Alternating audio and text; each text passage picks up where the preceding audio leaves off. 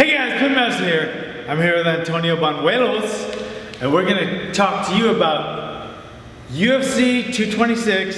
This is Sensei UFC, and that means we're gonna teach you special lessons that we learned in our brain. We're gonna give it out to you now. 2 lessons we're gonna teach you from this fight. And you can bring these lessons into your dojo, your academy, your gym, whatever you want. All right? But these are 2 things we learned from UFC 226. Okay, first thing is, let's just talk about the fights. Main event was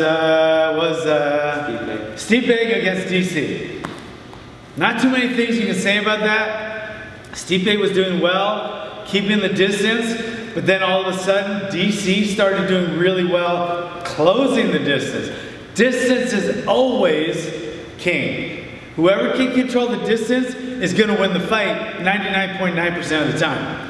Distance is king. When Stipe kept it longer, he was winning. And then when DC got it closer, he was winning and eventually won. He won off of a scramble with a clinch, and he caught him with the right hand. Stipe was out. The fight was over. So that was that fight. What do you think? That's perfectly said, yeah. That's how that fight went. Yep. Semi-main was probably the worst fight in martial arts sports combat history. I don't think I've ever seen a fight that freaking boring. Have you? Think. Even if it's grappling, like even 2 guys wrestling and holding each other is more interesting to watch, because at least, I don't know, at least they're touching. This fight, there was nothing. They just kind of bounced around for 15 minutes. No? Oh, you said some stuff about wrestling, so I'm just laughing about that. He doesn't like the grappling thing. I do love the grappling thing, I just Well, he doesn't like when I talk about the grappling thing. Sorry! They get really sensitive when you talk about their little grappling cuddling, whatever. Anyway, okay. Then there was, Anthony Pettis. Great fight. Oh my God, he fight Chiesi. I hope I'm saying it right. Is it right? Chiesi? Is it? Chiesa. Chiesi? Okay, Chiesi. Chiesa. Whatever, I think he's a really good fighter. Michael Chiesi. Yeah. Really good fighter. And to be honest, like, Anthony's been not looking as good as he has been lately. It's been more Sergio Pettis, his younger brother. But this fight, Anthony looked like $1 million. He came out with his better striking, which is his strong, it's his strong point against Chiesi, right? Chiesi or Chiesi? Chiesa, whatever. Okay, sorry, bro. Anyway, but then Chiesa, who has the grappling, more of the submissions, right? And he got a hold of Anthony a couple times. Anthony got back up. Anthony was better striking. Then all of a sudden, Anthony, you're watching Anthony, he's going for a guillotine, then a triangle, and then boom, he gets him with an armbar and he taps out. That was incredible. That's a good setup. It was a great setup, and it just showed that, man, that Anthony Pettis has come a long way. Great camp. Duke Rufus's camp is unbelievable. They're so good with their stand-up, and they're so well-rounded, because Duke himself, who is a top-level, world-class, world champion K1 kickboxer, he's also a high-ranking jiu-jitsu guy now. So he's taken, I mean, that's a great place to train. He has a really good camp, Rufus Sport. And Anthony and Sergio now, the Pettis brothers, are skyrocketing to the top. What other brother team have you thought of besides Michael Spinks and Leon Spinks, 76 Olympics? Then we got the Diaz brothers. Any other brother team? Brands brothers. Who? Who's that? Wrestling. Gracie's. Yeah, the Gracies. All the Gracie family. What Gracie? What brothers though? Are they like cousins and uncles and shit? What 2 brothers in the Gracies? I can't think of 2. Who is like Hoyce's brother? What? Oh yeah, Hickson? Okay, so Hickson. Sorry, I stand corrected. But I think the best 2 Gracies fighters were Renzo and Royce. Right? You think so? That's where I would go. I don't know. Then all the Gracies are great jiu-jitsu guys. There's Renzo, Hickson, and Royce. Those three are right there. But they're not brothers. Yeah, but they're... Hickson and Royce are brothers? I didn't know that. Okay. Sorry, stand corrected. Okay. Now, here comes the Sensei UFC part. All right. Saki versus Roundtree.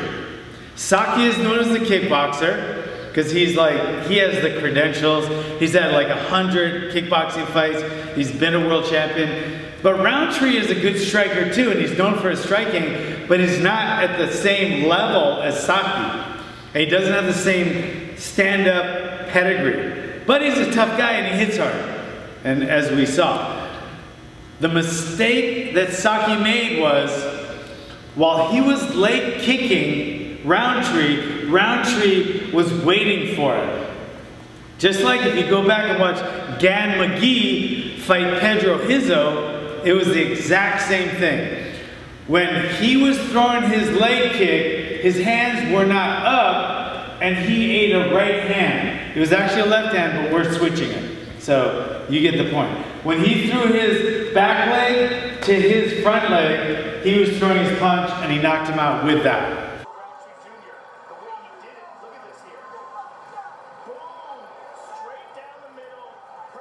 That's what he knocked him out with.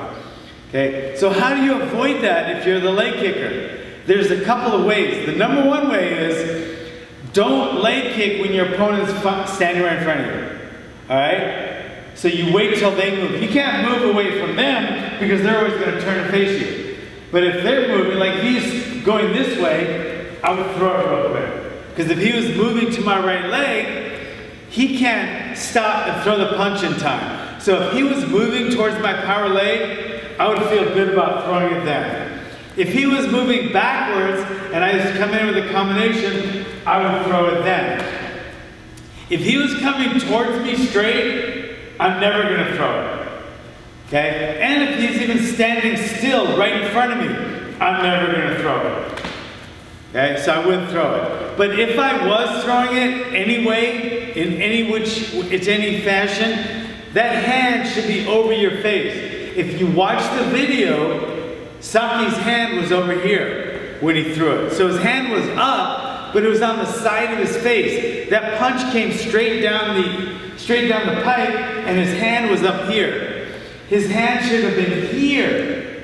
Okay, that's where you're supposed to keep your hand. When you're kicking, you should throw your kicking hand back. So if I'm kicking with my right leg, my right hand swings back to get more power into my kick. But your front hand should be open and in front of your face. So it should look like this. It should look like this.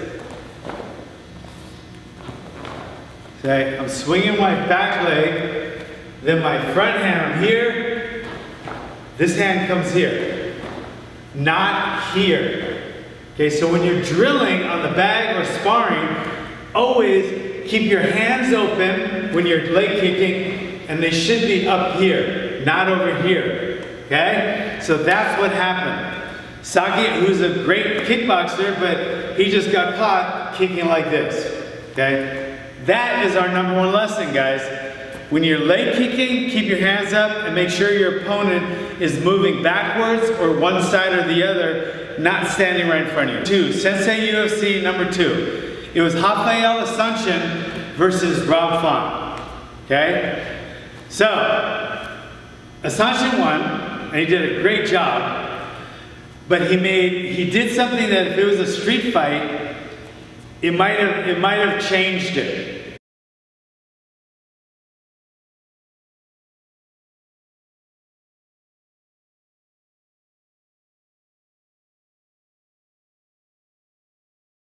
When he was on top, he was punching, okay?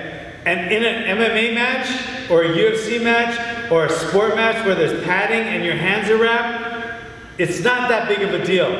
But for you guys out there, this is what Sensei UFC is about. If you happen to be on top of your opponent in a street fight, and you go to punch and he moves your head, Okay, I'll show you on this side now. If he punches, he moves his head, and you hit the concrete as hard as you can, you're gonna break your hand very badly. Okay? So punching is not a good option. If you're on top in a street fight, you should not punch down. You can punch up if you're on the bottom, or punch straight if you're standing up. But if your opponent's below you, right, beneath you, you don't want to punch. You want to hammer blow or palm heel strike with a heel. Okay, much safer here, like trying to hit him this way, because if he missed, you can hit the ground like that. Or you can use hammer blows, like hammer blows down this way or to the side. It's safer because if you try to hit the concrete like this, it hurts a hell of a lot less than if you hit it straight down with your knuckles. So watching that fight, you'll see that punching down can be very dangerous in a street fight. So always use hammer blows or heel hand strike. I heard a guy on my Instagram say, well, elbows would be great too. That's not true at all, because this is a very bony prominence right here. And if he missed and I was throwing an elbow, you're gonna break your elbow on the concrete, right? Because you have to be closer to throw the elbow.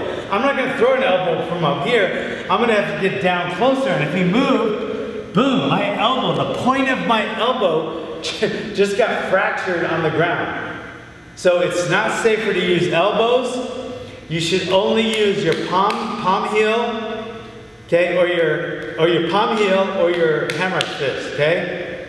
And if you have to throw anything here, make it be your forearms. But your elbows and any other bony things like your knuckles, no go, all right? So that's your lessons today. And thanks for coming, Sensei UFC. Please like this, comment on it, and share it. Thanks for coming.